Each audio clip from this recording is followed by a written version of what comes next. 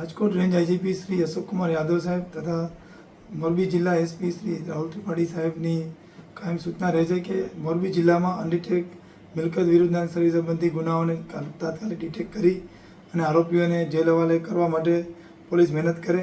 આ કામે ટંકારાના ફરિયાદીએ તાલુકા હરિપર ગામમાં ઈસમને હની ટ્રેપમાં ફસાવીને બળાત્કારના કેસમાં ફસાવી દેવાની ધાક ધમકી આપી અને અપહરણ કરી અને માર મારી અને ₹5 લાખ બળજબરીથી કઢાવી લેવાની ફરિયાદ રજૂ કરેલ હતી.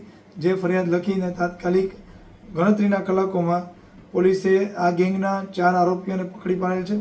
જેમાં આરોપીઓમાં મુખ્ય આરોપી બેન છે દેવુબેન પૂજાબેન, જેના સંપર્કમાં આ ફરિયાદી શ્રી આવતા તેમણે મિસકોલનો જવાબ આપેલો હતો. મિસકોલના જવાબમાંથી તેમની સાથે સંબંધ વિકસતા તેમની સાથે એ ફરવા ગયા હતા.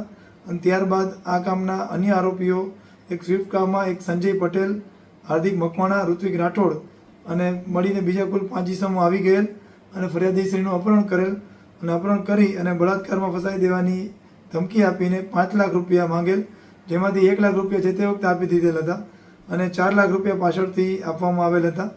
આ ફરિયાદની હકીકત મળતા આરોપીઓને તાત્કાલિક પોલીસે જબ્બે કરીને એમની પાસેથી સ્વિફ્ટ કાર અને પડાવેલા ₹5 લાખ સહિત કુલ ₹8,25,500નો મુદ્દામાલ ઝડપી પાડેલ છે. આ કામે પકડાયેલ આરોપીઓમાં સંજય ભીખાભાઈ ડારા, હાર્દિક કિશોરભાઈ મકવાણા, દેવુબેન પૂજા ઉર્ફે દિવ્યા, વાઇફ ઓફ રમેશભાઈ જાદવ અને રમેશભાઈ કાળુભાઈ જાદવ નામના આરોપીઓ પકડાયેલ છે.